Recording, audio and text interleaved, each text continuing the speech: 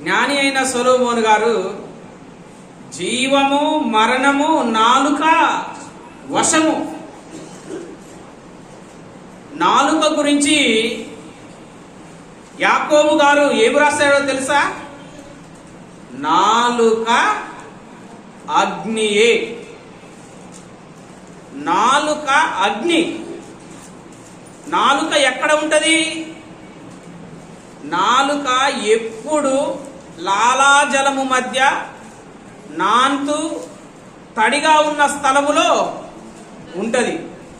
ఎప్పుడైనా నాలుక తడి లేకుండా ఉంటే మనిషి ఉంటాడా? ఉండడు. లాలాజలములో నానుతున్నటువంటి నాలుకను దేవుడు పరిశుద్ధ గ్రంథంలో ఏమని వ్రాయించాడు అంటే నాలుక అగ్నియే. మరి వాక్యము, పరిశుద్ధ గ్రంథం వాక్యం గురించి ఏం చెప్తుంది?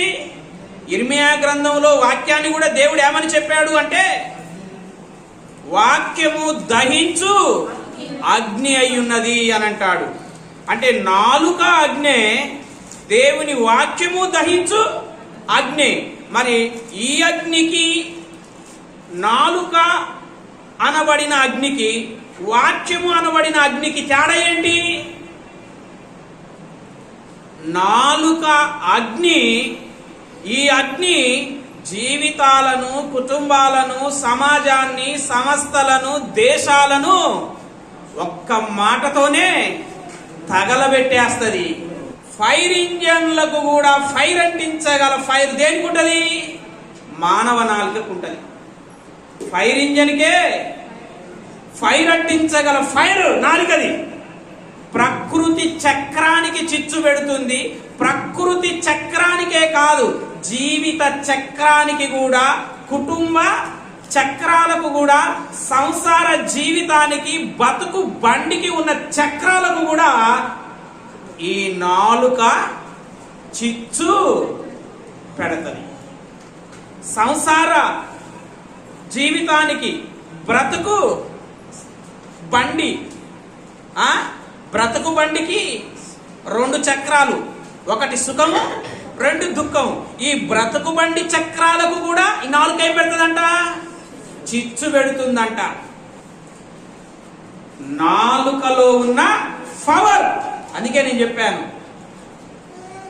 అడవిలో ఈ ప్రకృతి సంబంధమైనటువంటి మంటలు మండితే ఎవరికి ఫోన్ చేస్తాం మనం?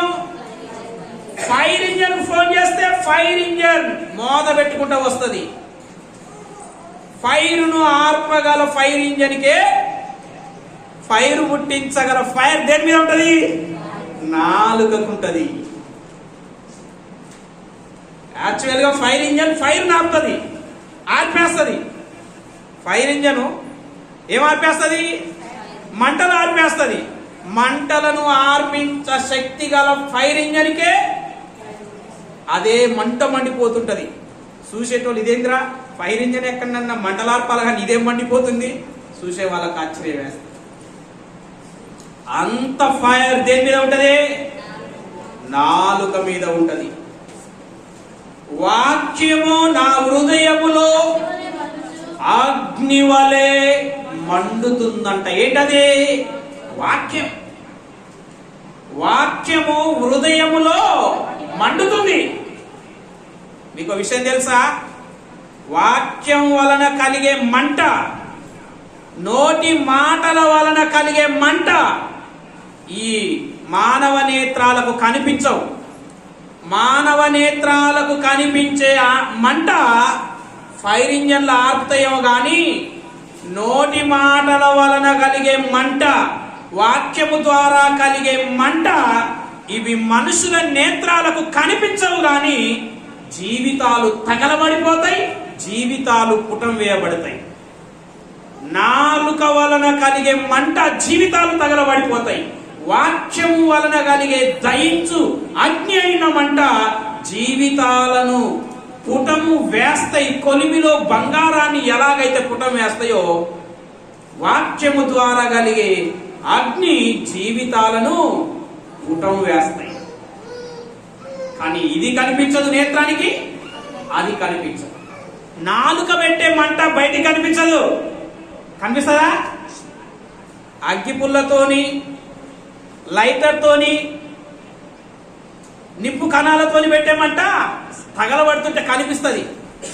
నోటి మాటల ద్వారా మనసులో, హృదయంలో, జీవితాలలో మంట పెడతామే, ఆ మంట కనిపించదు, ప్రాణాలు తీస్తుంది.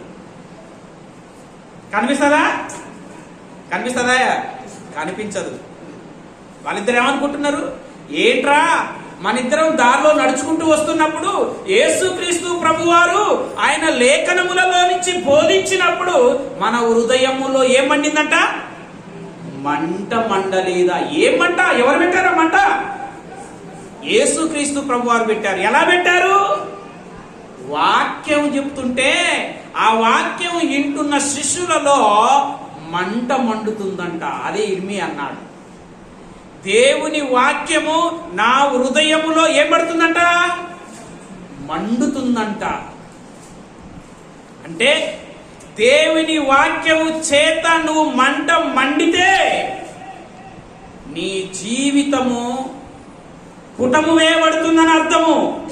నీ జీవితము సువర్ణము ఎలాగైతే కొలిమిలో పుటము వేయబడుతుందో, వాక్యం అనే దహించు అగ్నితో నీ హృదయం మండుతుంది. అంటే నీ జీవితము పుటము వేయబడుతుంది, నీవు వెలిగింపబడుతున్నావు. అదే ఫిలిప్పీ పత్రికలో పౌలు గారు అంటారు, మీరు లోకమందు ఈ పరిశుద్ధ గ్రంథాన్ని చేత పట్టుకొని జ్యోతుల వలె, కాగడ వలె వెలగండి అని అంటాడు. అంటే ఎవరైతే వాక్యం అనే అగ్ని చేత మండుతారో వారు లోకములో జ్యోతుల వలె కాగడలాగా వెలుగుతారు. ఆ వెలుగు కలిగిన నీవు ఇతరులను ఏం చేయాలి? వెలిగించాలి, వెలిగించాలి, వెలిగించాలి, వెలిగించాలి.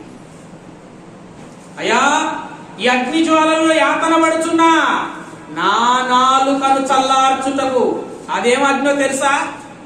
అగ్నికే అగ్ని, పాతాళం. యాకోబు గారు ఏమంటారు? నాలుక అగ్ని అన్నాడు. అగ్నికే అగ్ని ఎక్కడ? పాతాళంలో. ఇక్కడ ఈ అగ్ని ఏం చేస్తా తెలుసా? అగ్నిగా ఉన్న ఈ నాలుక అగ్నిమాపక యంత్రాన్ని అగ్నితో తగలబెట్టే అటువంటి శక్తిని భూమి మీద వాడింది. ఈ అగ్నికే అగ్ని పెట్టింది పాతాళం. ఏడా? పాతాళం. పాతాళంలో నాలుక కాలిపోతుందంట. ధనవంతుడు అంటున్నాడు, నా నాలుకను చల్లార్చుటకు. నాలుక అగ్నియే. రిజల్ట్ అక్కడ తెలుస్తుంది అన్నమాట. కాబట్టి ఎక్కడ మనం మంటలు పెట్టకుండా చల్లార్చే పనిలోనే ఉండాలి కదా. మంటలు పెట్టినామనుకో, మామూలుగా ఇల్లు తగలబడితే మళ్ళీ 5 లక్షలు పెడితే ఇల్లు అవుతుంది. గడ్డాన్ని తగల పెడితే ఒక 10,000 పెడితే మళ్ళీ గడ్డాం వస్తుంది. ట్రాక్టర్లో వేసుకొని మళ్ళీ గడ్డాం వేసుకోవచ్చు.